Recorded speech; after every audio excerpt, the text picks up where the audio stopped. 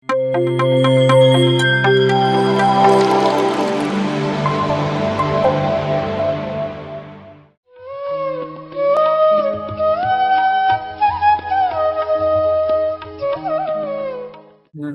ಪತ್ರಿಜಿಯವರಿಗೆ ನಮಿಸುತ್ತಾ ಹಾಗೂ ಎಲ್ಲರಿಗೂ ನಮನಗಳನ್ನು ಸಲ್ಲಿಸುತ್ತಾ ಈ ಸಂಚಿಕೆಯಲ್ಲಿ ನಾವು ಜ್ಞಾನ, ಆತ್ಮಜ್ಞಾನ, ಬ್ರಹ್ಮಜ್ಞಾನ ಅನ್ನೋದ ಬಗ್ಗೆ ಸ್ವಲ್ಪ ವಿಷಯಗಳು ತಿಳ್ಕೊಳ್ಳೋಣ. ಇದು ನಮಗೆ ಹೇಗೆ ನಮ್ಮ ಸಾಧನೆಗೆ ಇದರ ಕಡೆ ಗಮನ ಯಾಕೆ ಹರಿಸ್ಬೇಕಾಗಿದೆ ಅನ್ನೋದ್ ಬಗ್ಗೆ. ಜ್ಞಾನ ಅಂದ ತಕ್ಷಣ ನಮ್ಮೆಲ್ಲರಿಗೂ ತಿಳಿದಿರೋದೆ ಅಂದ್ರೆ ಸಾಮಾನ್ಯ ಅರಿವು, ತಿಳುವಳಿಕೆ ಅಂತೀವಲ್ವಾ.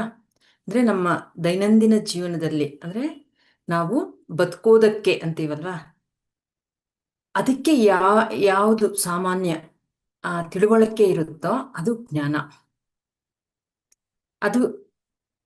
ಅದರೊಂದಿಗೆ ನಾವು ಜೀವನ ಮಾಡ್ತಿದ್ದೀವಿ, ಅದರಲ್ಲಿ ನಾವು ತುಂಬಾನೇ ಹೆಚ್ಚು ಮುಂದೆ ಇದ್ದೀವಿ ಅಂತ ಹೇಳ್ಬೋದು, ಒಬ್ಬರಿಗಿಂತ ಒಬ್ಬರು ಅಂತ.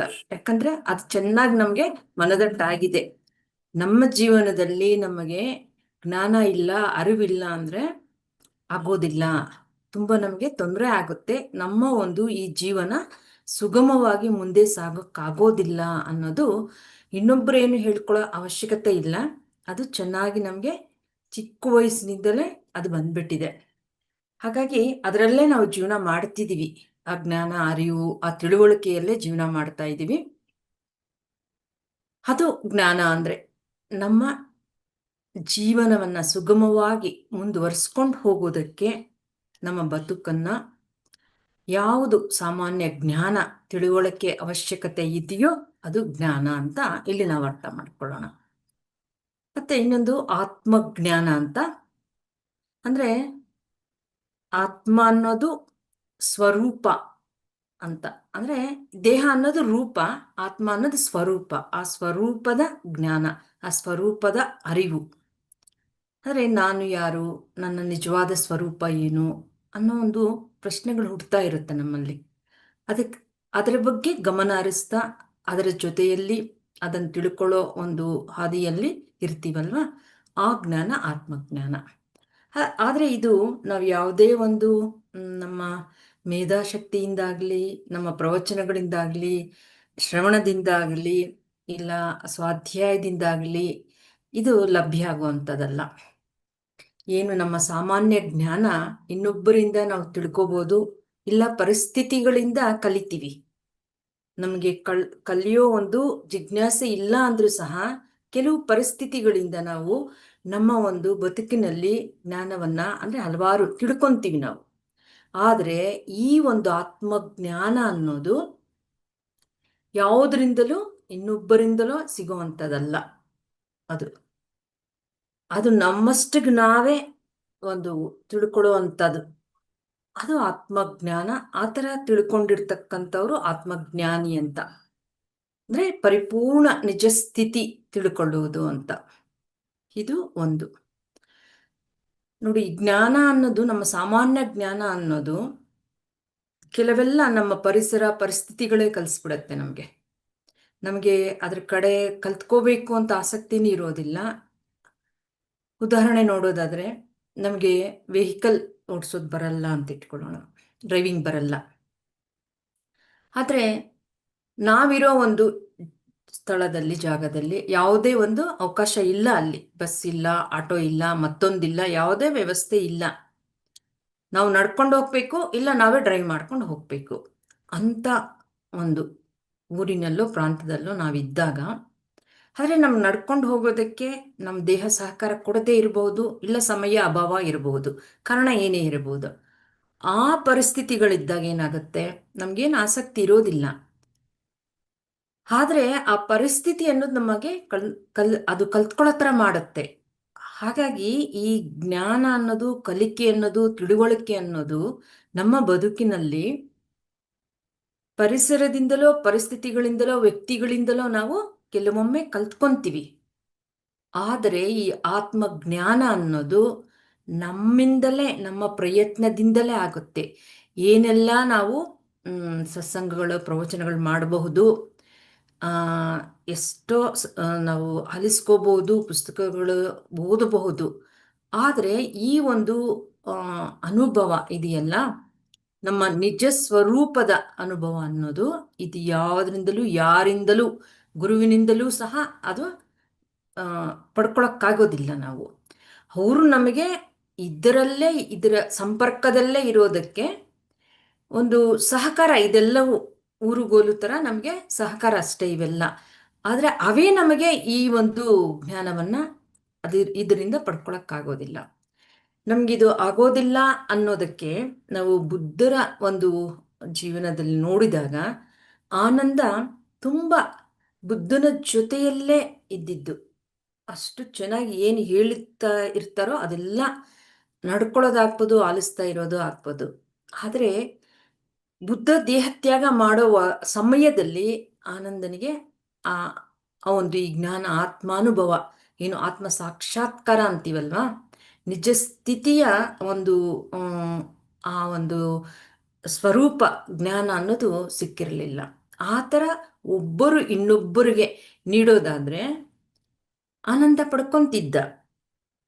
ಆ ಪಡ್ಕೊಳ್ಳೋದಕ್ಕೆ ನಮ್ಮ ಮನಸ್ಸು ಬುದ್ಧಿ ಅನ್ನೋದು ಆತ್ಮದ ಕಡೆ ಹೋಗೋದಕ್ಕೆ ಈ ಎಲ್ಲವೂ ನಮಗೆ ಸಹಕಾರ ಕೊಡುತ್ತೆ ವಿನಃ ಇದು ಯಾವುದೂ ನಮಗೆ ಅದು ತಂದು ಕೊಡೋದಿಲ್ಲ. ನಾವೇನು ನಮ್ಮ ಜೀವನದಲ್ಲಿ ಸಾಮಾನ್ಯ ಜ್ಞಾನವನ್ನ, ಪರಿಸ್ಥಿತಿಗಳು, ವ್ಯಕ್ತಿಗಳು ಅದರಿಂದ ಬರುತ್ತಲ್ವಾ. ಆದರೆ ಇದು ಆ ಥರ ಇನ್ನೊಬ್ಬರಿಂದ ಪ್ರೇರಣೆಯಿಂದ ಇನ್ನೊಬ್ಬರು ಕೊಡೋದ್ರಿಂದ ಆಗೋದಿಲ್ಲ. ನಮ್ಮಷ್ಟಿಗೆ ನಾವೇ ಇದನ್ನ ಸ್ವಪ್ರಯತ್ನದಿಂದ ಆ ಸ್ವಪ್ರಯತ್ನ ಆಗೋದಕ್ಕೆ ಪ್ರೋತ್ಸಾಹ ಅದೆಲ್ಲ ಸಿಗ್ತಾ ಇರುತ್ತೆ ಈ ಎಲ್ಲದರಿಂದ. ಆದರೆ ಅದು ಪಡ್ಕೋಬೇಕಿರೋದು ಆ ಪರಿಪೂರ್ಣದ ಒಂದು ನಿಜ ಸ್ಥಿತಿಯನ್ನ ತಿಳ್ಕೋಬೇಕಾಗಿರೋದು ನಾವೇ. ಅದು ಆತ್ಮಜ್ಞಾನ. ಇನ್ನೊಂದು ಬ್ರಹ್ಮಜ್ಞಾನ ಅಂತ. ಅಂದರೆ ಈಗ ಆತ್ಮಜ್ಞಾನ ಅಂದರೆ ಈ ದೇಹಕ್ಕೆ ಆಧಾರವಾಗಿರ್ತಕ್ಕಂತಹ ಒಂದು ಶಕ್ತಿ, ಒಂದು ಅರಿವು, ವಿವೇಕ ಏನಿದೆಯೋ ಅದು ಆತ್ಮ. ಆದರೆ ಇದನ್ನೆಲ್ಲ ಸೃಷ್ಟಿ ಮಾಡಿರ್ತಕ್ಕಂತಹ ಯಾವುದಿದೆಯೋ ಅದು ಅದರ ಬಗ್ಗೆ ತಿಳ್ಕೊಳ್ಳೋದು, ಅದು ಬ್ರಹ್ಮಜ್ಞಾನ. ನಾವು ಮಾಮೂಲಾಗಿ ನಮ್ಮ ಹಿರಿಯರು ಹೇಳ್ತಾನೆ ಇರ್ತಾರೆ ಏನು ಅಂತ, ಮನುಷ್ಯನೇ ಪಿಂಡಾಂಡ, ಜಗತ್ತೇ ಬ್ರಹ್ಮಾಂಡ ಅಂತ. ಅಂದ್ರೆ ನಮ್ಮನ್ನ ಸೃಷ್ಟಿ ಮಾಡಿರ್ತಕ್ಕಂಥ ಒಂದು ಏನಿದೆಯೋ ಆ ಅಂಶ, ಆ ಸೃಷ್ಟಿಕರ್ತನ ಅಂಶ ಅದು ಆತ್ಮ ಅಂತ. ಅದೇ ತರಹ ನಮ್ಮನ್ನ ಹೇಗೆ ಸೃಷ್ಟಿ ಮಾಡಿದಾರೋ ಅದೇ ತರ ಈ ಇಡೀ ಒಂದು ಜಗತ್ತನ್ನೇ ಸೃಷ್ಟಿ ಎಲ್ಲವನ್ನ ಸೃಷ್ಟಿ ಮಾಡಿರ್ತಕ್ಕಂಥ ಏನಿದೆಯೋ ಅದರ ಬಗ್ಗೆ ತಿಳ್ಕೊಳ್ಳೋದು ಜ್ಞಾನ ಏನಿದೆಯೋ ಅದು ಬ್ರಹ್ಮಜ್ಞಾನ ಅಂತ. ಇದು ಕೊನೆಯ ಮೆಟ್ಟಿಲು ಬ್ರಹ್ಮಜ್ಞಾನ ಅನ್ನೋದು. ಆತ್ಮಜ್ಞಾನ ಅನ್ನೋದು ಮೊದಲನೇ ಮೆಟ್ಟಿಲು, ಆದ್ರೆ ಆ ಬ್ರಹ್ಮಜ್ಞಾನ ಅನ್ನೋದು ಕೊನೆಯ ಮೆಟ್ಟಿಲು. ಅಂದ್ರೆ ಇದು ಈ ಆತ್ಮಜ್ಞಾನ ಇಲ್ಲದೆ ಬ್ರಹ್ಮಜ್ಞಾನ ಅನ್ನೋದು ಅಸಂಭವ, ಅದಾಗೋದೇ ಇಲ್ಲ. ಅದರ ಬಗ್ಗೆ ನಮ್ಗೆ ಇಲ್ಲಿ ಒಂದು ಪ್ರಶ್ನೆ ಬರಬಹುದು, ಇದೇ ನಾವು ಇನ್ನೂ ಹಾಗೇ ಇಲ್ಲ ಮತ್ತೆ ಇದ್ರ ಬಗ್ಗೆ ಯಾಕೆ ಅನ್ನೋ ಒಂದು ಪ್ರಶ್ನೆ ಬರುತ್ತೆ. ಆದ್ರೆ ನಾವು ಈ ಆತ್ಮಜ್ಞಾನವನ್ನ, ಆತ್ಮಜ್ಞಾನಿಗಳು ಆಗೋ ಒಂದು ಹಾದಿಯಲ್ಲಿ ಹೋಗುವಾಗ ನಾವು ಎಲ್ಲಿಂದ ನಮ್ಮನ್ನ ಯಾರು ಸೃಷ್ಟಿ ಮಾಡಿದ್ದಾರೆ, ನಾವು ಹೇಗೆ ಕ್ರಿಯೇಟ್ ಆಗಿದ್ದೀವಿ ಅನ್ನೋದು, ಇನ್ನೊಬ್ಬರು ಇದ್ದಾರೆ ಅನ್ನೋದು ನಮಗೆ ನೆನಪಿನಲ್ಲಿರಬೇಕು. ಅದಕ್ಕಾಗಿ ಈ ಬ್ರಹ್ಮಜ್ಞಾನ ಅನ್ನೋದನ್ನ ಇವತ್ತು ನಾವು ಟಚ್ ಮಾಡಿರೋದು. ಅಂದ್ರೆ ಸೃಷ್ಟಿಕರ್ತ, ಕ್ರಿಯೇಟರ್ ಅಂತೀವಲ್ವಾ. ಅಂದ್ರೆ ಎಲ್ಲ ಆತ್ಮಗಳನ್ನು, ಎಲ್ಲಾ ಲೋಕಗಳನ್ನು, ಎಲ್ಲಾ ಜಗತ್ತನ್ನ, ಎಲ್ಲಾ ಬ್ರಹ್ಮಾಂಡವನ್ನೇ ಯಾವುದ್ರ ಮೂಲಕ ಸೃಷ್ಟಿ ಆಗಿರುತ್ತದೋ ಅದರ ಬಗ್ಗೆ, ಆ ಶಕ್ತಿಯ ಬಗ್ಗೆ ತಿಳ್ಕೊಳ್ಳೋ ಒಂದು ಜ್ಞಾನ, ಅದು ಇದು ಬ್ರಹ್ಮಜ್ಞಾನ. ಅಂದ್ರೆ ಈ ಆತ್ಮಜ್ಞಾನ ಅನ್ನೋದೇನಾಗುತ್ತಂದ್ರೆ ನಮ್ಮ ಅಂದ್ರೆ ಮನುಷ್ಯನ ಅಂತರಂಗವನ್ನು ಅನ್ವೇಷಿಸುತ್ತೆ. ವಿಶ್ವದಲ್ಲಿ ನನ್ನ ಸ್ಥಾನ ಏನು ಅನ್ನೋ ಅರ್ಥ ಮಾಡ್ಕೊಳಕ್ಕಾಗತ್ತೆ. ಈ ಬ್ರಹ್ಮಾಂಡದ ಎಲ್ಲ ಕ್ರಿಯೆಗಳಿಗೆ ಕಾರಣ ಒಂದು ಶಕ್ತಿ ಇದೆ, ಅದರಿಂದಲೇ ನಾನು ಸೃಷ್ಟಿಯಾಗಿರೋದು ಅನ್ನೋದನ್ನ ತಿಳ್ಕೊಂತೀವಿ. ಈಗ ಮನುಷ್ಯ ಅಂದ್ರೆ ಒಂದು ಚಿಕ್ಕ ಬ್ರಹ್ಮಾಂಡವನ್ನ ಹೊತ್ಕೊಂಡು ತಿರುಗ್ತಾ ಇರುವಂತಹ ಒಂದು ಪಿಂಡಾಂಡ. ಆದರೆ ಇದರಲ್ಲಿ ಈ ಮನುಷ್ಯನಿಗೆ ಬೇಕಾಗಿರತಕ್ಕಂತಹ ಅವಶ್ಯಕವಾಗಿರುವಂತಹ ಜ್ಞಾನ ನಮ್ಮಲ್ಲೇ ಇದೆ. ಆದ್ರೆ ಇಲ್ಲಿ ಆತ್ಮಜ್ಞಾನದ ಬಗ್ಗೆ ನಾವು ಯಾಕೆ ಅದರ ಕಡೆ ಗಮನ ಹರಿಸ್ಬೇಕು ಅನ್ನೋದಾದ್ರೆ, ಆ ಶಕ್ತಿ ನಮ್ಮಲ್ಲೇ ಇದೆ ಅಂತ. ನಾವು ಸೃಷ್ಟಿ ಮಾಡೋವಾಗ ನಾವು ಪಿಂಡಾಂಡ, ಮನುಷ್ಯ ಪಿಂಡಾಂಡ ಆದ್ರೆ ಜಗತ್ತು ಬ್ರಹ್ಮಾಂಡ ಆಗಿರೋದ್ರಿಂದ ಈ ಚಿಕ್ಕ ಪಿಂಡಾಂಡವನ್ನು ಸಹ, ಈ ಚಿಕ್ಕ ಇದು ನಾವು ಪಿಂಡಾಂಡವೂ ಒಂದು ಬ್ರಹ್ಮಾಂಡವೇ. ಆದ್ರೆ ಇದರಲ್ಲಿ ನಮ್ಮಲ್ಲಿ ಎಲ್ಲವೂ ಇದೆ. ಆ ಜ್ಞಾನ ಮತ್ತು ಶಕ್ತಿ, ಇದೆಲ್ಲ ವಿವೇಕ ಎಲ್ಲವೂ ಇದೆ ಅನ್ನೋದು ತಿಳ್ಕೊಂಡು ಅದರ ಜೊತೆ ನಾವು ಜೀವನ ಮಾಡಬೇಕು ಅಂತ. ಇಲ್ಲ ಅಂದ್ರೆ ನಾವು ಈ ಬದುಕನ್ನ ಬದುಕೋದಕ್ಕೆ ಏನು ಸಾಮಾನ್ಯ ಜ್ಞಾನ ಇದೆಯೋ ಅದರ ಜೊತೆಯಲ್ಲೇ ನಾವು ಜೀವನ ಮಾಡ್ತಾ ಇರ್ತೀವಿ. ಅದಕ್ಕಾಗಿ ಆ ಜ್ಞಾನದ ಜೊತೆಗೆ ಆತ್ಮಜ್ಞಾನವನ್ನು ನಾವು ತಿಳ್ಕೋಬೇಕಾಗುತ್ತೆ. ಇದು ಹೇಗೆ ಅಂದ್ರೆ, ಇಷ್ಟುವರೆಗೂ ನಾವು ನಮ್ಮ ಈ ಒಂದು ಪ್ರಾಪಂಚಿಕ ದೈನಂದಿನ ಜೀವನವನ್ನ ಮನಸ್ಸು ಬುದ್ಧಿಯಿಂದ ನಡೆಸ್ತಾ ಇರ್ತೀವಿ. ಆದ್ರೆ ಇಲ್ಲಿ ನಾವು ಅದರ ಒಂದು ಅದರಿಂದ ನಾವು ಮನಸ್ಸು ಬುದ್ಧಿಯಿಂದ ಪ್ರಭಾವ ಕಡಿಮೆ ಮಾಡಬೇಕು. ಅದು ಇಲ್ಲದಿರ ನಮ್ಮಲ್ಲೇ ಇರತಕ್ಕಂತಹ ಆ ಒಂದು ಆತ್ಮ ಶಕ್ತಿ, ಜ್ಞಾನ, ವಿವೇಕದಿಂದ ನಾವು ಜೀವನ ಮಾಡೋದನ್ನ ಕಲಿಯೋದು ಆತ್ಮಜ್ಞಾನದ ಮೂಲಕ. ಅದು ಇಲ್ಲದಿರ ಕ್ರಮೇಣ ಕಡಿಮೆ ಆಗ್ಬೇಕು, ಇದು ಹೆಚ್ಚಾಗ್ತಾ ಹೋಗ್ಬೇಕು. ಹೀಗೆ ನಮ್ಗೆ ಒಂದು ಡೌಟ್ ಬರುತ್ತೆ, ಇದೇನಪ್ಪ ಮನಸ್ಸೇ ಇಲ್ಲದಿರ, ನಮ್ಗೆ ಬುದ್ಧಿನೇ ಇಲ್ಲದಿರ ಹೇಗೆ ನಾವು ಜೀವನ ಮಾಡಕ್ಕಾಗುತ್ತೆ? ಏನೋ ಇದು ಆತ್ಮ ಅಂತ ಹೇಳ್ತಾರೆ, ಶಕ್ತಿ ಅಂತಾರೆ, ಚೈತನ್ಯ ಅಂತಾರೆ, ಅದ್ರ ಬಗ್ಗೆ ಒಂಚೂರು ನಮಗೇನೋ ಒಂದು ಪರಿಚಯನೂ ಇಲ್ಲ. ಆದ್ರೆ ಇದು ಹೇಗೆ ಸಾಧ್ಯ ಅನ್ನೋ ಒಂದು ಸಂಶಯ ಬರುತ್ತೆ ನಮಗೆ. ಅದು ನಮ್ಗೇನು ಪರಿಚಯ ಇಲ್ಲದಿರ ಏನಿಲ್ಲ, ಇದೆ, ನಮಗೆ ಪರಿಚಯ ಇದೆ. ಆದರೆ ನಾವು ಅದರ ಕಡೆ ಗಮನ ಕೊಡ್ತಿಲ್ಲ. ಹೆಚ್ಚು ಹೆಚ್ಚು ನಾವು ಪರ್ಸೆಂಟೇಜು ಮನಸ್ಸು ಬುದ್ಧಿ ಜೊತೆಯಲ್ಲೇ ಜೀವನ ಮಾಡ್ತಾ ಇದ್ದೀವಿ. ಇದು ಇಲ್ಲದಿರ ಜೀವನ ಮಾಡೋಕ್ಕಾಗೋದಿಲ್ಲ ಅನ್ನೋದನ್ನ ನಾವು ಡಿಸೈಡ್ ಮಾಡ್ಕೊಂಡ್ಬಿಟ್ಟಿದ್ದೀವಿ. ಆದರೆ ಅದು ಆಗುತ್ತೆ ಎಲ್ಲರಲ್ಲೂ. ನಾವು ಧ್ಯಾನ ಮಾಡೋರು ಆಗ್ಬೋದು, ಆಧ್ಯಾತ್ಮಿಕ ಹಾದಿಯಲ್ಲಿ ಇಲ್ಲದಿರೋರು ಯಾರೇ ಆಗ್ಬೋದು, ಪ್ರತಿಯೊಬ್ಬರಿಗೂ ಇದಿದ್ದೇ ಇರುತ್ತೆ. ನಮ್ಮಲ್ಲಿರ್ತಕ್ಕಂತಹ ಆ ಒಂದು ಶಕ್ತಿಯಿಂದ ನಮ್ಮ ಜೀವನ ನಡೆಸಕ್ಕಾಗುತ್ತೆ ಅನ್ನೋದು, ಅದೇ ನಡೆಸೋದು ಅನ್ನೋದು ಸಹ ಗೊತ್ತಿರುತ್ತೆ. ಆದರೆ ಅದರ ಕಡೆ ಅಷ್ಟೊಂದು ಗಮನ ಕೊಡೋದಿಲ್ಲ ನಾವಷ್ಟೇ. ಇದು ಹೇಗಿರುತ್ತೆ ಅನ್ನೋದಾದ್ರೆ, ನಾವು ಕೆಲವು ಎಕ್ಸಾಂಪಲ್ಸ್ ನೋಡೋದಾದ್ರೆ ನೋಡಿ, ಈಗ ನಮ್ಮ ಎಡಗೈಯಲ್ಲಿ ಏನಾದರೂ ಒಂದು ಇರುವೆ ಹೋಗ್ತಾ ಇದೆ ಅಂತ ಇಟ್ಕೊಳ್ಳಿ. ಅದೇನ್ ಮಾಡ್ತೀವಿ ನಾವು? ಆ ಇರುವೆಯನ್ನ ಬಲಗೈಯಿಂದ ಏನ್ ಮಾಡ್ತೀವಿ ನಾವು? ಉದುರಿಸ್ಬಿಡ್ತೀವಲ್ವಾ, ಕೆಳಗೆ ಅದನ್ನ ತಳ್ಳಿಬಿಡ್ತೀವಿ.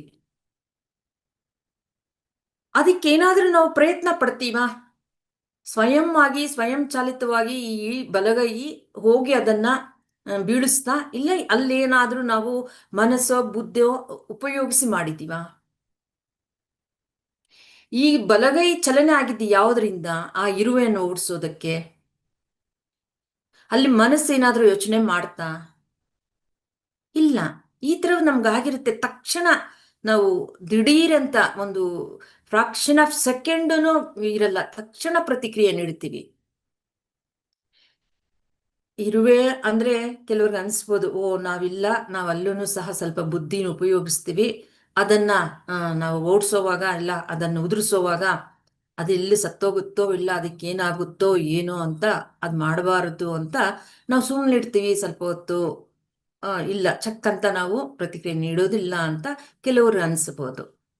ಆದ್ರೆ ಇನ್ನೊಂದು ಉದಾಹರಣೆ ನೋಡೋಣ. ನಾವು ಪ್ರಯತ್ನ ಪಟ್ಟು ಮನಸ್ಸನ್ನೋ ಬುದ್ಧಿನೋ ಉಪಯೋಗಿಸಿ ಕೆಲಸ ಮಾಡ್ತೀವ, ಪ್ರತಿಕ್ರಿಯೆ ಮಾಡ್ತೀವ, ಇಲ್ಲ ಅದರಷ್ಟುಗದೆ ನಡೆಯುತ್ತಾ ಅನ್ನೋದಕ್ಕೆ ಇನ್ನೊಂದು ಉದಾಹರಣೆ ನೋಡೋದಾದ್ರೆ, ನಮ್ಮ ಕಾಲ್ ಮುಂದೆ ಚೇಳಿದೆ ಅಂತ ಇಟ್ಕೊಳ್ಳೋಣ. ನೋಡ್ತೀವಿ ಆ ಚೇಳನ್ನ. ನೋಡಿದಾಗ ನಮ್ಮ ಕಾಲನ್ನ ಹೇಗೆ ಚಕ್ಕಂತ ನಾವು ಹಿಂದೆ ತಗೊಂತೀವಿ, ಇಲ್ಲ ಅಲ್ಲಿಂದ ದೂರ ಓಡೋಗ್ತೀವಿ. ಅಲ್ಲಿ ಏನಾದರೂ ನಮ್ಮ ಮನಸ್ಸು ಬುದ್ಧಿ ಏನಾದರೂ ಅಲ್ಲಿ ಕೆಲಸ ಮಾಡೋದಕ್ಕೆ ಅಲ್ಲಿ ಏನಾದರೂ ನಾವು ಪ್ರಯತ್ನ ಪಟ್ಟವಾ, ಇಲ್ಲ ಅದರಷ್ಟು ಅಲ್ಲಿ ಏನಾದರೂ ನಡೀತಾ ಆ ಕ್ಷಣದಲ್ಲಿ, ಆ ಆ ಸಂದರ್ಭದಲ್ಲಿ ಅನ್ನೋದಾದ್ರೆ ಇಲ್ಲ. ಅದು ಸ್ವಯಂ ಚಾಲಿತವಾಗಿ ಹಿಂದಕ್ಕೆ ಎಳ್ಕೊಂಡ್ಬಿಟ್ವಿ ನಮ್ಮ ಕಾಲನ್ನ, ಇಲ್ಲ ಅಲ್ಲಿಂದ ದೂರ ನಾವು ಓಡೋದ್ವಿ. ಆ ಚಲನೆ ಯಾವುದು ಅಲ್ಲಿಂದ ದೂರ ಸರಿಯೋದಕ್ಕೆ? ಅದು ಮನಸ್ಸಿನ ಮೂಲಕ ಆಗಿದ್ದಲ್ಲ. ಮನಸ್ಸಿಂದ ನಮಗೆ ಅಲ್ಲಿ ಗಮನ ಹೋಗಿ ನನ್ನ ಕಾಲನ್ನ ಹಿಂದಕ್ಕೆ ತಗೋಬೇಕು ಅನ್ನೋದಿಂದ ಆಗಿದ್ದಲ್ಲ. ಸ್ವಯಂ ಆಗಿ ಅದು ಚಲನೆ ಆಗಿತ್ತು. ಅಲ್ಲಿಂದ ನಾವು ದೂರ ಹೋಗಿದ್ದೋ, ಓಡೋಗಿದ್ದೋ, ಕಾಲು ಹಿಂದಕ್ಕೆ ತಗೊಂಡಿದ್ದೋ ಆಯಿತು. ಈ ತರ ನಾವು ಕೆಲವು ಸಂದರ್ಭಗಳನ್ನ ನೋಡಿದ್ದಾದ್ರೆ ಅದರಷ್ಟುಗದೆ ನಡೆಯುತ್ತೆ. ಆದ್ರೆ ಆ ನಡೆಯೋದಕ್ಕೆ ನಾವು ಗಮನ ಕೊಡ್ತಿಲ್ಲ, ಅದಕ್ಕೆ ಮರ್ತೋಗಿದ್ದೀವಿ ಅದನ್ನ. ಯಾವಾಗ್ಲೂ ನಮ್ಮ ಮನಸ್ಸು ಬುದ್ಧಿನ ಬಳಸೇ ಜೀವನ ಮಾಡೋದು ಕಲ್ತ್ಕೊಂಡಿದೀವಿ ನಾವು. ಅದು ಯಾವಾಗ ಆಬ್ಸೆಂಟ್ ಆಗುತ್ತೋ, ಇದು ಎಲ್ಲೋ ಕೆಲವು ಸಂದರ್ಭಗಳಲ್ಲಿ ಮಾತ್ರ ನಾವು ನಮ್ಗೆ ಓಡೋದಿಲ್ಲ. ಆ ಟೈಮಲ್ಲಿ ನಮ್ಮ ಮನಸ್ಸು ಏನು ಮಾಡಬೇಕು ಅಂತ ತೋಚೋದಿಲ್ಲ ನಮ್ಗೆ. ಅಂತ ಟೈಮಲ್ಲಿ ಅದರಷ್ಟಿಗೆ ಅದೇ ನಡೆಯುತ್ತೆ, ಸ್ವಯಂ ಆಗಿ ನಡೆಯುತ್ತೆ. ಚಲನೆ ಅಂದ್ರೆ ಪ್ರತಿಕ್ರಿಯೆ ಆಗುತ್ತೆ. ಈ ತರ ಅದು ಅದರಷ್ಟು ನಮ್ಮೊಳಗಡೆ ಇರ್ತಕ್ಕಂತಹ ಆ ವಿವೇಕ, ಆ ಶಕ್ತಿ ಏನು ಇದೆಯಲ್ಲ, ಅದರಿಂದ ಮಾಡೋದಕ್ಕೆ ಅಭ್ಯಾಸ ತಪ್ಪೋಗಿದೆ, ಮರ್ತೋಗಿದೀವಿ. ನಾವು ಕೇವಲ ಮನಸ್ಸು ಬುದ್ಧಿಯನ್ನು ಮಾತ್ರ ಉಪಯೋಗಿಸ್ಕೊಂಡು ಮಾಡ್ತಾ ಇರೋದ್ರಿಂದ ನಮ್ಮ ಸ್ವಯಂ ಶಕ್ತಿ ಅಂತೀವಲ್ವಾ, ಅದು ಬಳಸ್ತಿಲ್ಲ. ಅದು ಬಳಸ್ಬೇಕು ಅಂತ ಆತ್ಮಜ್ಞಾನ ಅನ್ನೋದಿದ್ದಾಗ, ಅದ್ರ ಕಡೆ ನಮ್ಮ ಗಮನ ಹೋದಾಗ, ಅದ್ರ ಕಡೆ ನಮ್ಮ ಪ್ರಯಾಣ ಇದ್ದಾಗ ಅದು ನಮ್ಗೆ ಗೊತ್ತಾಗುತ್ತೆ. ಇದೆಲ್ಲರಿಗೂ ಇರುತ್ತೆ, ಆದ್ರೆ ತುಂಬಾ ತುಂಬಾ ಯಾವಾಗ್ಲೋ ಇದು ಈ ತರ ಆಗೋದು. ಹೀಗೆ ನಾವು ಇದೇ ತರ ಹಲವಾರು ಘಟನೆಗಳು ನಡೆದಿರುತ್ತೆ ನಮ್ಮ ಜೀವನದಲ್ಲಿ. ಎಲ್ಲೋ ನಾವು ಹೋಗ್ತಾ ಇರ್ತೀವಿ, ರಸ್ತೆಯಲ್ಲಿ ಹೋಗ್ತಾ ಇರ್ತೀವಿ, ಯಾವುದೋ ಒಂದು ವಾಹನ ಬಂತು. ಅವಾಗ ನಮ್ಮನ್ನು ನಾವು ರಕ್ಷಿಸ್ಕೊಳ್ಳೋದಕ್ಕೆ ಏನೋ ಆಕ್ಸಿಡೆಂಟ್ ಆಗುತ್ತೆ, ಇಲ್ಲ ನಮ್ಮ ಮೇಲೆ ಅದು ವಾಹನ ಹೋಗುತ್ತೆ ಅಂತಲೋ, ಇಲ್ಲ ಅಲ್ಲಿ ಸಿಕ್ಕಾಕೊಂಡ್ಬಿಡ್ತೀವೋ ಅನ್ನೋ ಒಂದು ಸೂಕ್ಷ್ಮತೆ ಇನ್ನೂ ಆಗಿಲ್ಲ ನಮ್ಗೆ. ಅದು ಆ ಸಂದರ್ಭ ಬಂದಿಲ್ಲ, ಆಗುತ್ತೆ ಅನ್ನೋ ಒಂದು ಇದು ಗೊತ್ತಾದ ತಕ್ಷಣ ನಾವೇನ್ ಮಾಡ್ತೀವಿ, ನಮ್ಮನ್ನ ನಾವು ರಕ್ಷಿಸ್ಕೊಳ್ಳೋದಕ್ಕೆ ಏನ್ ಮಾಡ್ತೀವಿ, ಅಲ್ಲೂ ನಾನು ಈ ಕಡೆ ಹೋಗ್ಲಾ, ಆ ಕಡೆ ಹೋಗ್ಲಾ, ಹೇಗೆ ಹೋಗ್ಲಿ ಅಂತ ಏನಾದ್ರೂ ಬುದ್ಧಿ ಬಳಸ್ತೀವ? ಅಲ್ಲಿ ನಮ್ಮ ಮನಸ್ಸು ಏನಾದ್ರೂ ಇರುತ್ತಾ? ನಮ್ಮ ದೇಹವನ್ನ ರಕ್ಷಣೆ ಮಾಡ್ಕೊಳ್ಳೋದಕ್ಕೆ ಸಹಜವಾಗಿ ಆಗಿರುತ್ತಾ, ಇಲ್ಲ ಏನಾದ್ರೂ ಪ್ರಯತ್ನ ಪೂರ್ವಕವಾಗಿರುತ್ತಾ ಆ ಒಂದು ಘಟನೆಯಲ್ಲಿ? ಇಲ್ಲ. ಅದರಿಂದ ನಾವು ಹೊರಗೆ ಬಂದ ಮೇಲೆ ಹೇಳ್ತೀವಿ, ಅದು ಹೇಗ್ ಬಂದಿನೋ ಏನೋ ನನಗೇ ಗೊತ್ತಾಗ್ಲಿಲ್ಲ, ಚಕ್ ಅಂತ ನಾನು ಅದರಿಂದ ತಪ್ಪಿಸ್ಕೊಂಡ್ಬಿಟ್ಟೆ ಅಂತೀವಿ. ಅಂದ್ರೆ ನನಗೆ ಗೊತ್ತಿಲ್ಲ ಅಂದ್ರೆ ಈ ಒಂದು ಅನುಭವ ಇಲ್ವಲ್ಲ ನಮ್ಮಲ್ಲಿ ಇರ್ತಕ್ಕಂತಹ ಆ ಶಕ್ತಿ, ಆತ್ಮಶಕ್ತಿಯನ್ನು ಅನುಭವ ಇಲ್ಲದಿರೋದ್ರಿಂದ ಅದು ಹೇಗ್ ಬಂತೋ, ನಾನು ಹೇಗ್ ಬಂದಿನೋ, ಅಲ್ಲಿಂದ ಹೇಗೆ ನನ್ನ ಪ್ರಾಣವನ್ನ ನಾನೇ ಉಳಿಸ್ಕೊಂಡೋ ನನಗೇ ಗೊತ್ತಿಲ್ಲ ಅಂತೀವಿ. ಇಂಥ ಘಟನೆಗಳು ನಡೆದಿದೆಯಾ ಇಲ್ವಾ? ಎಲ್ಲರಿಗೂ ಈ ಅನುಭವ ಆಗಿರುತ್ತೆ. ಇಂಥ ಸಮಯದಲ್ಲಿ ಯಾವುದು ನಡೆಸಿದ್ದು ನಮ್ಮನ್ನ ಅನ್ನೋದು ನೋಡ್ಕೋಬೇಕು. ಈ ತರ ಹಲವಾರು ಆಗಿರುತ್ತೆ ಪ್ರತಿಯೊಬ್ಬರಿಗೂ. ಯಾರೋ ಕಳ್ಳ ಬಂದ ಅಂತ ಇಟ್ಕೊಳ್ಳಿ. ಕಳ್ಳ ಬಂದಾಗ ನಮ್ಗೆ ಸರಿಯಾಗಿ ನಡೆಯೋದಕ್ಕೂ ಫಾಸ್ಟ್ ಆಗಿ ಆಗದೆ ಇರ್ತಕ್ಕಂಥವ್ರು, ಕಳ್ಳ ಬಂದ ನಮ್ಗೇನಾದ್ರೂ ಸಾರಾನೋ ಏನೋ ನಮ್ಮಲ್ಲಿ ಇರೋದು ಚಿನ್ನವನ್ನ ಕಿತ್ಕೊಳಕ್ ಬರ್ತಿದ್ದಾನೆ ಅಂದ್ರೆ ಫಾಸ್ಟ್ ಅಲ್ಲಿ ನೋಡೋಗ್ತೀವಿ, ನಾವು ತಪ್ಪಿಸ್ಕೊಂತೀವಿ. ಆ ತರ ಅಲ್ಲಿ ಏನಾದ್ರೂ ನಾವು ಬಳಸಿರ್ತೀವ ನಮ್ಮ ಬುದ್ಧಿ, ನಮ್ಮ ನಮ್ಮ ಮನಸ್ಸನ್ನ. ಇಲ್ಲ, ಈ ಕಡೆ ಆ ಕಡೆ ಯಾ ಕಡೆ ಹೋಗ್ಬೇಕು ಅನ್ನೋದೇ ನನಗೆ ತೋಚ್ಲಿಲ್ಲ, ಹೀಗೋ ನಾನು ಬಂದು ಮನೆ ಸೇರ್ಕೊಂಡ್ಬಿಟ್ಟೆ. ಇಲ್ಲ ಅಂದಿದ್ರೆ ಎಲ್ಲ ಕಳ್ಕೊಂತ ಇದ್ದೆ, ಇಷ್ಟು ಗ್ರಾಮ್ ಚಿನ್ನ ಕಳ್ಕೊಂತಿದ್ದೆ, ಇದು ಆಗ್ತಿತ್ತು, ಇಲ್ಲ ಪ್ರಾಣನೇ ಏನ್ ಮಾಡ್ತಿದ್ನೋ ಏನೋ, ಚಾಕು ಚೂರಿ ಆಗ್ತಿದ್ನೋ ಅಂತ ಹೇಳ್ತೀವಿ. ಅಂದ್ರೆ ಇಲ್ಲಿ ಈ ತರ ಸಮಯದಲ್ಲಿ ಮಾತ್ರ ನಾವೇನು ನಮ್ಮ ಒಂದು ಮನಸ್ಸು ಬುದ್ಧಿಯನ್ನ ಮೈನಸ್ ಆಗಿರುತ್ತೆ, ನಮಗೆ ತೋಚೋದಿಲ್ಲ ಗಾಬರಿಯಲ್ಲಿ, ಇದರಲ್ಲಿ. ಅವಾಗ ಅದರಷ್ಟುಗದೆ ನಮ್ಮನ್ನು ನಾವು ರಕ್ಷಿಸ್ಕೊಳ್ಳೋದಕ್ಕೆ ಆ ಶಕ್ತಿ. ಯಾಕಂದ್ರೆ ಈ ದೇಹದನ್ನ ತಗೊಂಡಿರೋದು ಆತ್ಮ, ಅದಕ್ಕಾಗಿ ಆತ್ಮ ರಕ್ಷಿಸ್ಕೊಳ್ಳೋದು ಈ ದೇಹವನ್ನ ತಗೊಂಡಿರೋ ಒಂದು ವೆಹಿಕಲ್ ಅನ್ನ ಅದೇ ನೋಡ್ಕೊಳ್ಳುತ್ತೆ. ಆದ್ರೆ ಬೇರೆ ಟೈಮಲ್ಲಿ ಅದರ ಕಡೆ ನಮ್ಗೆ ಗಮನ ಇರೋದಿಲ್ಲ. ಇಂಥ ಘಟನೆಗಳು ನಡೆದಾಗ ನಮಗೆ ಆತ್ಮಶಕ್ತಿಯಿಂದ ನಮ್ಮ ಜೀವನವನ್ನು ನಡೆಸಬಹುದು ಅಂತ ಒಂದು ಅನುಭವ ಬರುತ್ತೆ. ಇದೆಲ್ಲರಿಗೂ ಆಗುತ್ತೆ. ಇದು ಏನು ಕೇವಲ ಆತ್ಮಜ್ಞಾನ ಅಂತ ತಿಳ್ಕೊಳ್ಳೋರಿಗೆ, ಈ ಹಾದಿಯಲ್ಲಿರೋರಿಗೆ ಅಂತಲ್ಲ. ಇದು ಆತ್ಮಜ್ಞಾನ ಅಂದರೆ ನಮ್ಮಲ್ಲಿ ಒಂದು ಶಕ್ತಿ ಇದೆ, ಅದು ಅದರಷ್ಟುಗದೆ ಕೆಲಸ ಮಾಡುತ್ತೆ. ಆದರೆ ನಾವು ಕೆಲಸ ಮಾಡೋದಕ್ಕೆ ಬಿಡ್ತಾ ಇಲ್ಲ. ಯಾವ ಅಭ್ಯಾಸದಿಂದ ಮನಸ್ಸು ಬುದ್ಧಿಯನ್ನು ಬಳಸಿ ನಾವು ಅದನ್ನು ಒಂಥರ ಸ್ಲೀಪಿಂಗ್ ಮೋಡಲ್ಲಿ ಇಟ್ಬಿಟ್ಟಿದ್ದೀವಿ. ಸೊ ಈಗೇನು ಮಾಡ್ತೀವಿ, ಅದು ಆಕ್ಟಿವ್ ಮಾಡ್ಕೊಳ್ಳೋ ಪ್ರಯತ್ನವೇ ಅಷ್ಟೇ ಈ ಆತ್ಮಜ್ಞಾನ ಅಂದರೆ, ಈ ಸಾಧನೆ ಅಂದರೆ.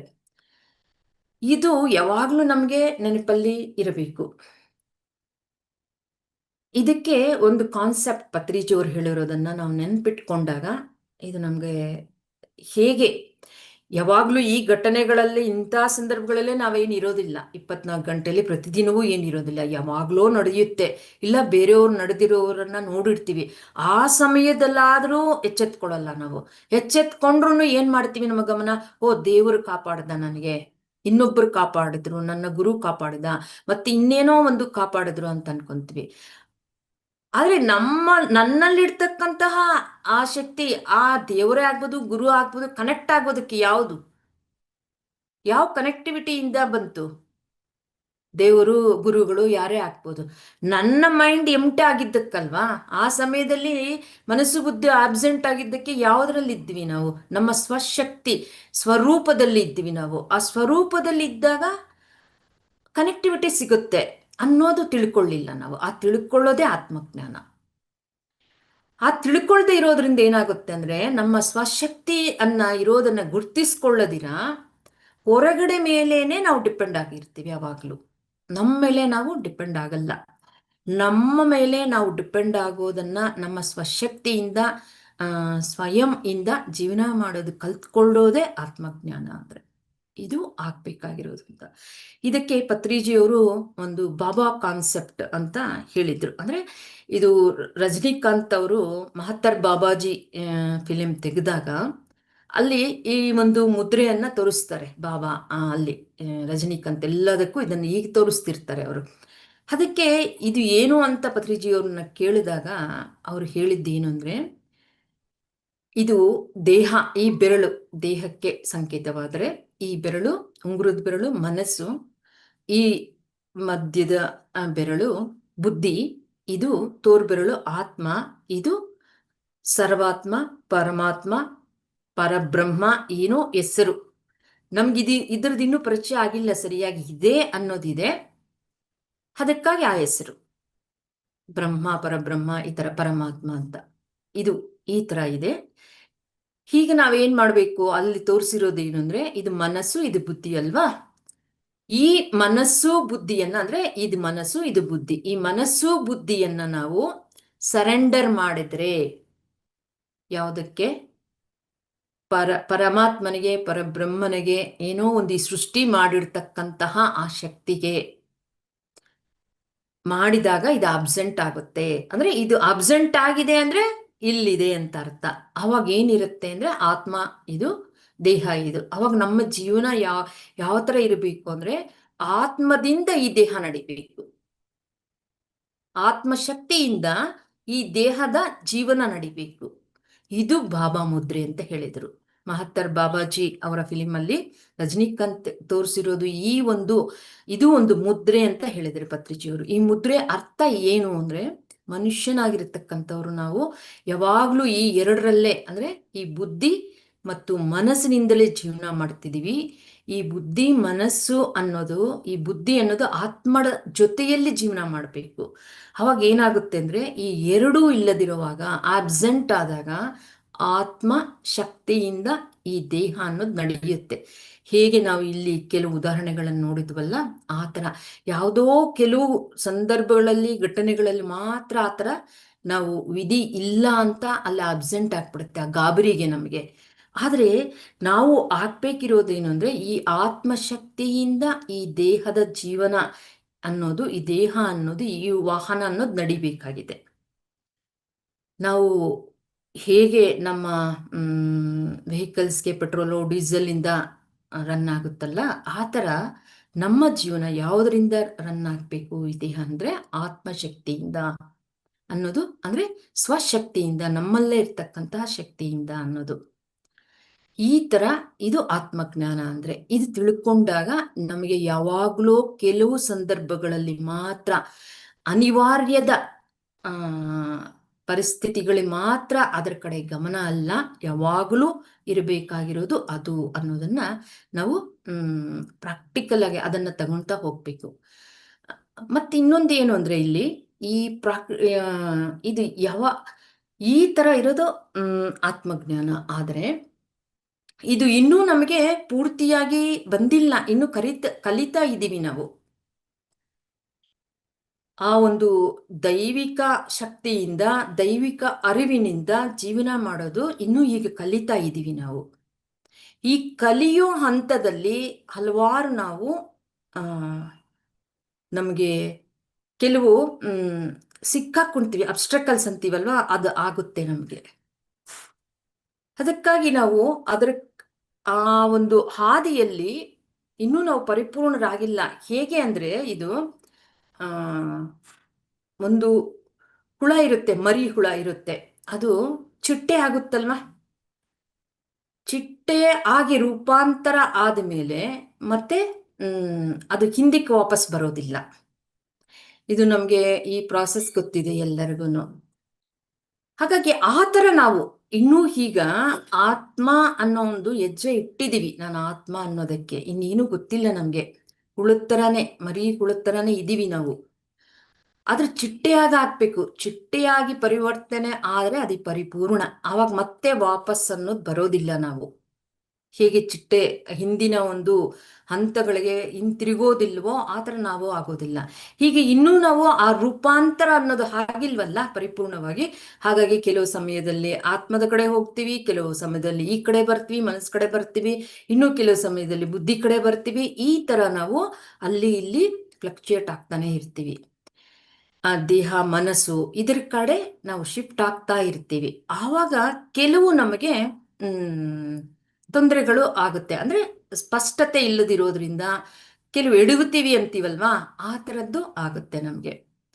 ಹೇಗೆ ಇದು ಅನ್ನೋದಾದ್ರೆ ಒಂದು ಉದಾಹರಣೆ ತಗೊಳ್ಳೋದಾದ್ರೆ ನಾವು ಯಾವ ತರ ಈ ತರ ನಾವು ಆತ್ಮದ ಜೊತೆ, ಈಗ ಆತ್ಮದಿಂದ ದೇಹ ಈ ಜೀವನ ಮಾಡ್ತಿರುವಾಗ ಕೆಲವು ನಮಗೆ ಏನಂತೀವಿ, ESP ಅಂತೀವಲ್ವಾ, ಎಕ್ಸ್ಟ್ರಾ ಸೆನ್ಸರಿ ಪರ್ಸೆಪ್ಷನ್ ಅಂತೀವಲ್ವಾ, ಅಂದ್ರೆ ಅತೀಂದ್ರಿಯ ಶಕ್ತಿಗಳು. ಅಂದ್ರೆ ಇಂದ್ರಿಯಾತೀತವಾದ, ಅಂದ್ರೆ ಇಷ್ಟೊತ್ತು ನಮ್ಮ ಜೀವನ ಯಾವ್ದರಿಂದ ಮಾಡ್ತಿದ್ವಿ, ನಮ್ಮ ಇಂದ್ರಿಯಗಳಿಂದ ಗೋಚರ ಆಗ್ತಕ್ಕಂಥದ್ದು ಮಾತ್ರ ನಮ್ಗೆ ಗ್ರಹಿಸಕ್ಕಾಗ್ತಿದೆ. ಅಂದ್ರೆ ನಮ್ಮ ಕಣ್ಣು, ಕಿವಿ, ಮೂಗು ಇದೆಲ್ಲ ಇದರಿಂದ ನಾವು ಅದರ ಗೋಚರದಿಂದ ಜೀವನ ಮಾಡ್ತಿದ್ವಿ.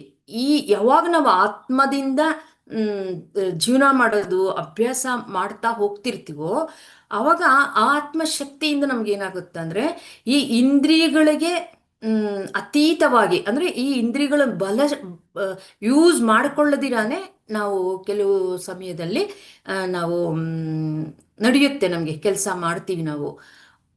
ಅದನ್ನ ನಾವು ಇಂದ್ರಿಯಾತೀತ ಅಂತ ಕರಿತೀವಿ. ನಾವಿಷ್ಟುವರೆಗೂ ಇಂದ್ರಿಯಗಳಿಂದಲೇ ನಾವೇನಾದ್ರೂ ನೋಡಬೇಕು ಅಂದ್ರೆ ಕಣ್ಣುಗಳಿರ್ಬೇಕು, ಏನಾದ್ರೂ ಆಲಿಸ್ಕೋಬೇಕು ಅಂದ್ರೆ ಕಿವಿಗಳಿರ್ಬೇಕು ಅಲ್ವಾ. ಆ ಥರ ಈ ಇಂದ್ರಿಯಗಳ ಮೂಲಕ ನಾವು ಜೀವನ ಮಾಡ್ತಿದ್ವಿ, ಕೆಲಸ ಮಾಡ್ತಿದ್ವಿ. ನಾವು ಆತ್ಮಶಕ್ತಿ, ಆತ್ಮದ ಸಂಪರ್ಕದಲ್ಲಿ ಹೆಚ್ಚೆಚ್ಚು ಇದ್ದಾಗ ಏನಾಗುತ್ತಂದ್ರೆ ಇವು ಇಲ್ಲದಿರನೇ ನಾವು ನಡೆಯೋದು ನಮಗೆ ಆಗುತ್ತೆ. ಆವಾಗ ಏನಾಗುತ್ತೆ, ನಮಗೆ ಸ್ವಲ್ಪ ಅದರ ಬಗ್ಗೆ ಅಷ್ಟು ಸ್ಪಷ್ಟತೆ ಇಲ್ಲ, ಆದ್ರೂ ನಮಗೆ ಆತ್ಮಶಕ್ತಿಯಿಂದ ಅದೆಲ್ಲವೂ ಇಂದ್ರಿಯಾತೀತ ಅನುಭವಗಳಾಗ್ತಿದೆ. ಆ ಸಮಯದಲ್ಲಿ ನಾವೇನ್ ಮಾಡ್ತೀವಿ ಅನ್ನೋದಾದ್ರೆ, ನಾವು ತಿಳ್ಕೊಂಡಿರೋದು ಅಂದ್ರೆ ಇಷ್ಟುವರೆಗೂ ನಾವು ನೋಡೇ ಇಲ್ಲ, ಇಷ್ಟುವರೆಗೂ ಈ ಕಣ್ಣುಗಳಿಂದ ಅಂತದನ್ನ ನೋಡೇ ಇರೋಲ್ಲ, ಈ ಕಿವುಗಳಿಂದ ಆಲಿಸ್ಕೊಂಡೇ ಇರೋದಿಲ್ಲ. ಅಂತ ಒಂದು ಅನುಭವಗಳು ಆದಾಗ ನಾವು ಅದನ್ನ ತಕ್ಷಣ ಏನ್ ಮಾಡ್ತೀವಿ, ಆ ಖುಷಿಗೆ ಯಾವಾಗ್ಲೂ ನೋಡದೇ ಇರ್ತಕ್ಕಂಥದ್ದು ನೋಡಿದಾಗ ಎಷ್ಟು ಖುಷಿ ಆಗುತ್ತೆ ಅಲ್ವಾ. ಆ ಥರದ್ದು ನೋಡಿದಾಗ, ಅನುಭವ ಆದಾಗ ಏನಾಗುತ್ತೆ ಅಂದ್ರೆ ನಮ್ಗೆ ನಾವು ಇನ್ನೊಬ್ಬರಿಗೆ ಹಂಚ್ಕೋಬೇಕಂತಲೋ ಎಲ್ಲೋ ಒಂದು ಕಡೆ ಅದು ಇದಾಗ್ಬೇಕಲ್ವಾ. ಆವಾಗ ನಾವು ಏನ್ ಮಾಡ್ತೀವಿ ಅನ್ನೋದಾದ್ರೆ, ಅದು ಗ್ರಹಿಸೋರು ಇರ್ತಾರ ಇಲ್ವಾ, ಅದನ್ನು ಹೇಗೆ ತಿಳಿಸ್ಬೇಕು ಅನ್ನೋದು ನಮಗೂ ಸರಿಯಾಗಿ ಗೊತ್ತಿರೋದಿಲ್ಲ.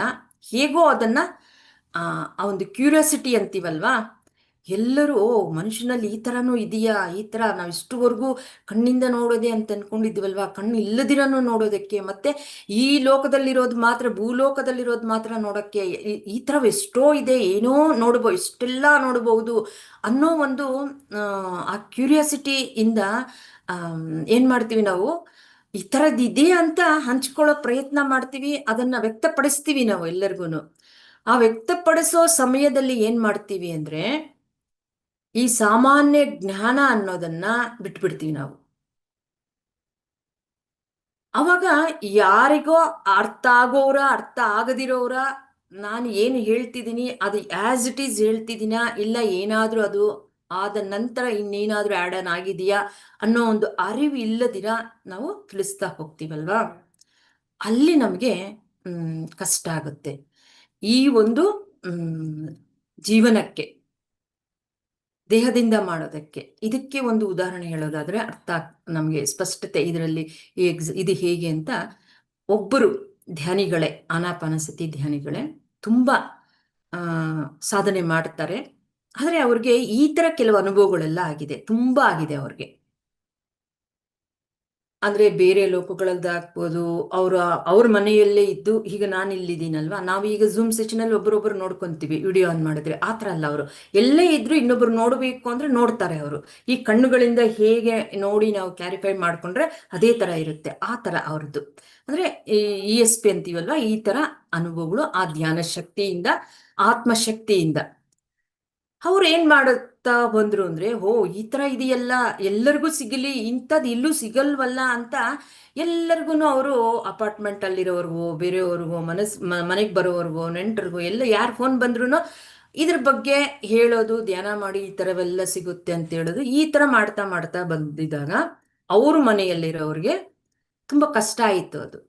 ಯಾಕಂದ್ರೆ ಇದು ಅರ್ಥ ಆಗಲ್ವಲ್ಲ, ಏನೋ ಇವ್ರು ಹುಚ್ಚುರ್ ತರ ಮಾತಾಡ್ತಿದ್ದಾರೆ ಅನ್ನೋ ಸ್ಥಿತಿಗೆ ಬಂತು ಅವ್ರ ಪರಿಸ್ಥಿತಿ. ಆದ್ರೆ ಅದು ನಿಜಾನೇ ಅದು.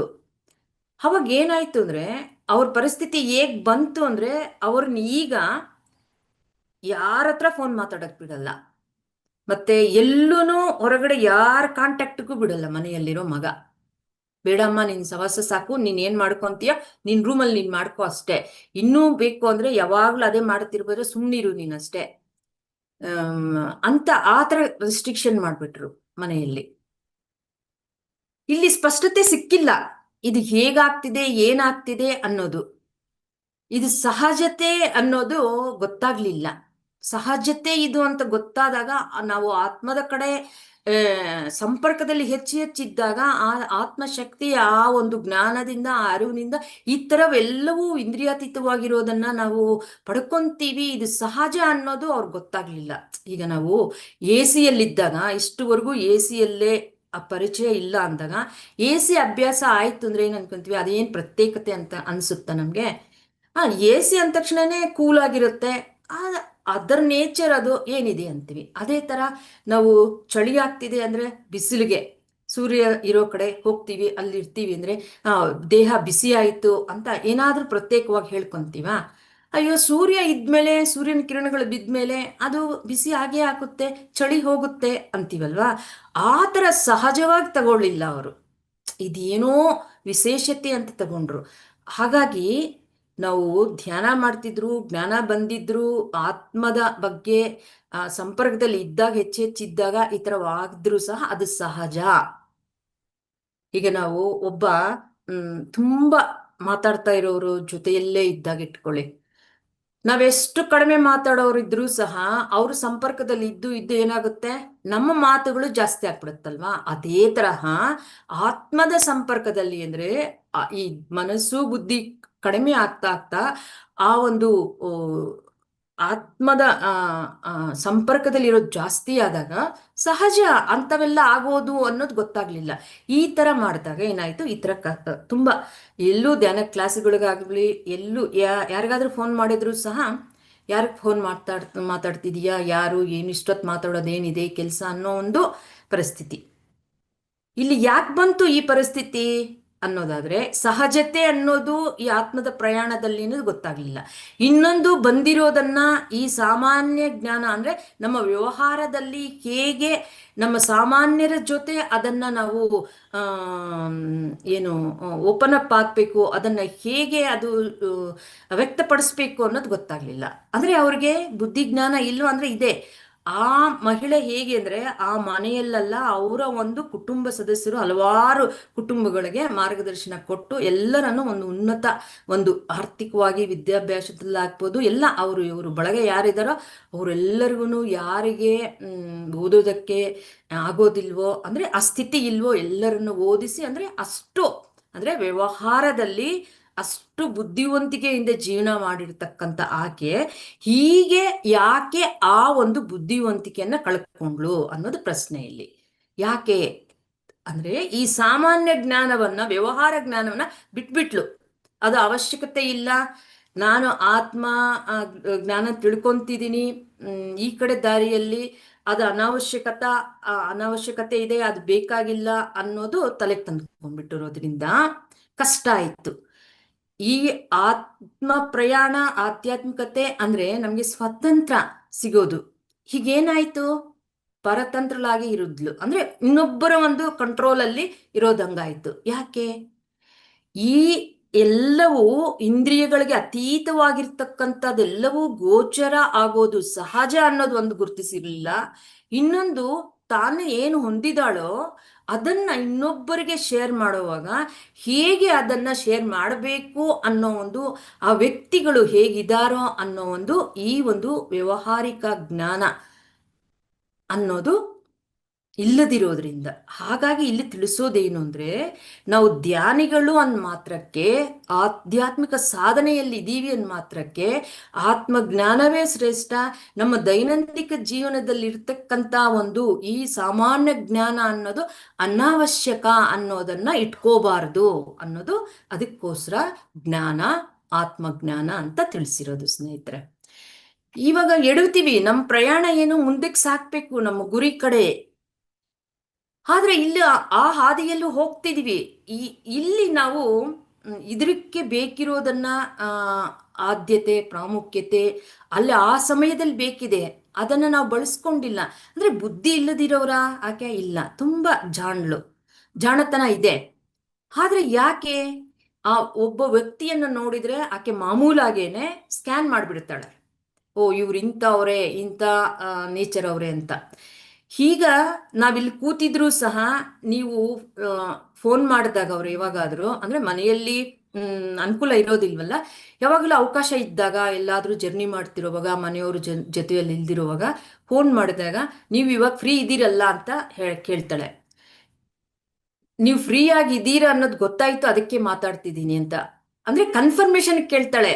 ಅವ್ರಿಗೆ ಅನ್ಸಿದೆ ನಾನು ಇಲ್ಲಿದ್ದೀನಿ, ಏನೋ ಕೆಲಸದಲ್ಲಿ ಇದೀನಾ, ಫ್ರೀ ಆಗಿದ್ದೀನಾ ಇಲ್ವಾ ಅಂತ. ಅವ್ರಿಗೆ ಇವ್ರು ಫ್ರೀ ಆಗಿದ್ದಾರೆ, ಈಗ ಮಾತಾಡ್ಬೋದು ಅನ್ಸಿದಾಗ ಫೋನ್ ಮಾತಾಡ್ತಾಳೆ. ಯಾಕಂದ್ರೆ ಮಾತಾಡಿದ್ರೆ ಒಂದು ಅರ್ಧ ಗಂಟೆ ಆದ್ರೂ ಕಡಿಮೆ, ಅಂದ್ರೆ ಅರ್ಧ ಗಂಟೆ.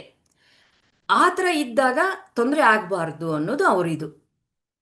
ಸೊ ಈ ತರ ಎಲ್ಲ ಇದರಲ್ಲಿ ಸೂಕ್ಷ್ಮತೆ ಇರುವಾಗ ಅದರಲ್ಲಿ ಯಾಕಿಲ್ಲ, ಇನ್ನೂ ಹೆಚ್ಚಾಗ್ಬೇಕಲ್ಲ.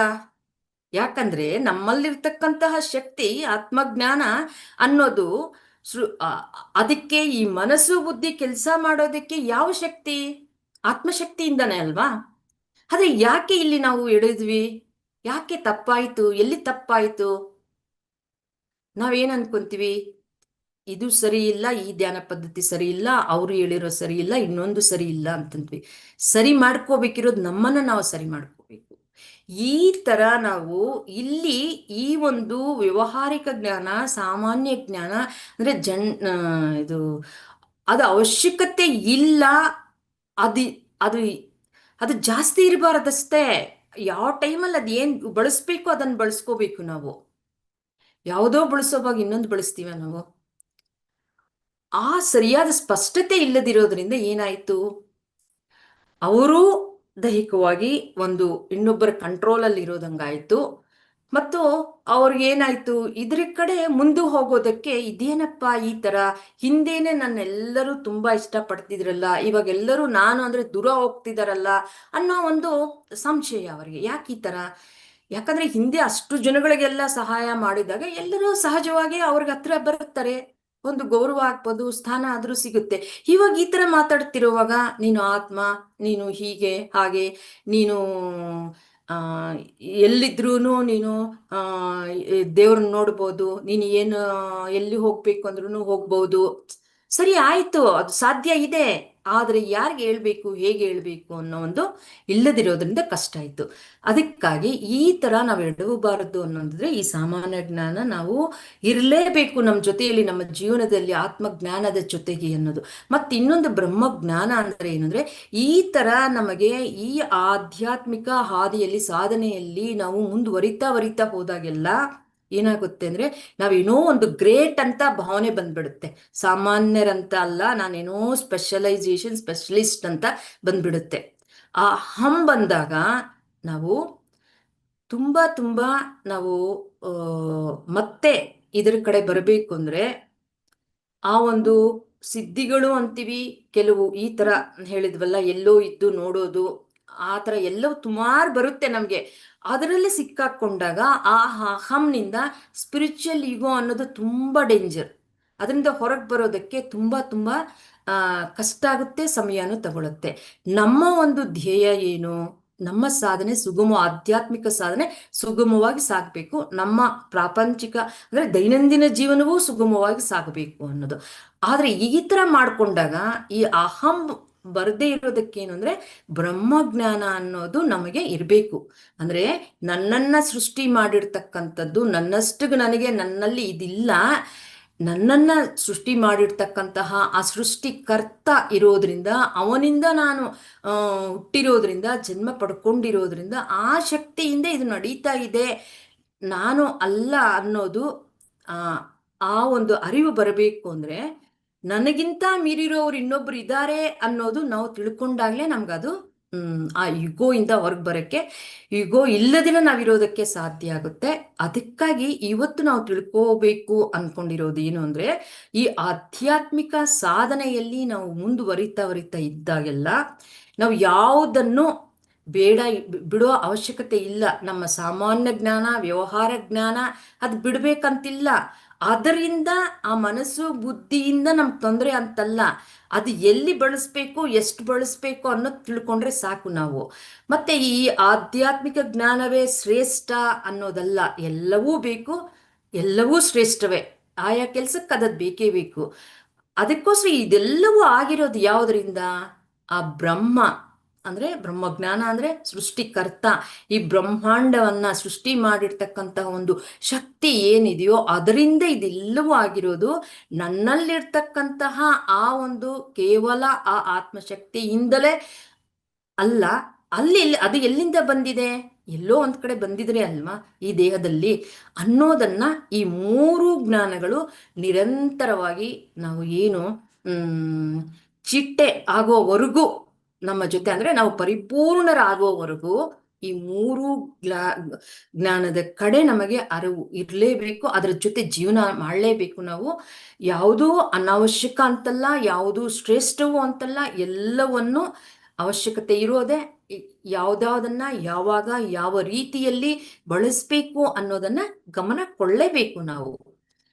ಈ ತರ ನಾವು ಇದ್ದಾಗ ನಮ್ಮ ಸಾಧನೆ ಸುಗಮವಾಗಿ, ಎರಡೂ ಜೀವನಗಳು, ಆಧ್ಯಾತ್ಮಿಕ ಜೀವನ ಮತ್ತೆ ಪ್ರಾಪಂಚಿಕ ಜೀವನ ಎರಡೂ ಸಹ ಸುಗಮವಾಗಿ ಸಾಗುತ್ತೆ. ಇದು ಇಲ್ಲ ಅಂದ್ರೆ ಕಷ್ಟ ಆಗುತ್ತೆ. ಯಾವಾಗ ನಾವು ಆತ್ಮ ಸಾಕ್ಷಾತ್ಕಾರ, ಆತ್ಮ ಅನ್ನೋದು ಪರಿಪೂರ್ಣವಾಗಿ ನಮಗೆ ಅನುಭವಕ್ಕೆ, ಅರಿವಿಗೆ, ತಿಳುವಳಿಕೆಗೆ ಬರುತ್ತೋ ಅವಾಗ ಅದೇ ಎಲ್ಲವೂ ನಡ್ಸ್ಕೊಂಡು ಹೋಗುತ್ತೆ. ಇವಾಗ ನಾವು 2-3 ಎಕ್ಸಾಂಪಲ್ ನೋಡಿದಿವಲ್ಲ, ನಮ್ಮ ಪ್ರಯತ್ನ ಇಲ್ಲದಿನ ನಡೀತು ಅಂತ, ಅವಾಗ ಪರಿಪೂರ್ಣರಾದಾಗ ಅದೇ ಎಲ್ಲವನ್ನು ನಡ್ಸ್ಕೊಂಡು ಹೋಗುತ್ತೆ. ನಾವಿನ್ನೂ ಪರಿಪೂರ್ಣ ಆಗಿಲ್ಲ, ಆಗೋ ಹಾದಿಯಲ್ಲಿ ಇದ್ದೀವಿ, ಆಗೋಗಿದ್ದೀವಿ ಅಂತ ಭಾವಿಸ್ತಿದೀವಿ. ಕೆಲವು ನಮಗೆ ಇಂದ್ರಿಯಗಳಿಗೆ ಅತೀತವಾಗಿರೋದನ್ನ ನಮಗೆ ಸಿಕ್ಕಿದಾಗ ಆಗೋಗಿದ್ದೀವಿ ಅನ್ಕೊಂತಿದ್ವಿ. ಇಲ್ಲ, ಆಗಿಲ್ಲ, ಇನ್ನೂ ಹೆಜ್ಜೆ ಇಟ್ಟಿದ್ದೀವಿ ಅಷ್ಟೇ ನಾವು ಅನ್ನೋದನ್ನ ಮನಸ್ಸಲ್ಲಿ ನಾವು ಇಟ್ಕೊಂಡು ಯಾವಾಗ್ಲೂ ಗಮನ ಈ ಮೂರರ ಕಡೆನೂ ನಮ್ಮ ಗಮನ ಇರಬೇಕು. ಜ್ಞಾನ, ಸಾಮಾನ್ಯ ಜ್ಞಾನ, ಆತ್ಮಜ್ಞಾನ, ಬ್ರಹ್ಮಜ್ಞಾನ, ಮೂರರ ಕಡೆನೂ ಗಮನ ಇದ್ದಾಗ ನಮ್ಮ ಸಾಧನೆಯಲ್ಲಿ ಈ ಥರ ತುಂಬ ನಾವು ಮೇಲೆ ಹೋಗೋದು ಕೆಳಗೆ ಬಂದ್ಬಿಡೋದು ಈ ಥರ ಇಲ್ಲದಿರ ಸುಗಮವಾಗಿ ಎರಡೂ ಜೀವನಗಳು ನಡೆಯುತ್ತೆ ಅನ್ನೋ ಉದ್ದೇಶಕ್ಕಾಗಿ ಇವತ್ತು ಈ ವಿಷಯವನ್ನ ಹಂಚಿಕೊಳ್ಳೋ ಒಂದು ಪ್ರಯತ್ನ. ಎಲ್ಲರಿಗೂ ಧನ್ಯವಾದಗಳು. PMC ಕನ್ನಡ ಚಾನೆಲ್ ಅನ್ನು ಲೈಕ್ ಮಾಡಿ, ಶೇರ್ ಮಾಡಿ, ಸಬ್ಸ್ಕ್ರೈಬ್ ಮಾಡಿ ಮತ್ತು ಮಾಡಿಸಿ. ಎಲ್ಲರಿಗೂ ಧನ್ಯವಾದಗಳು.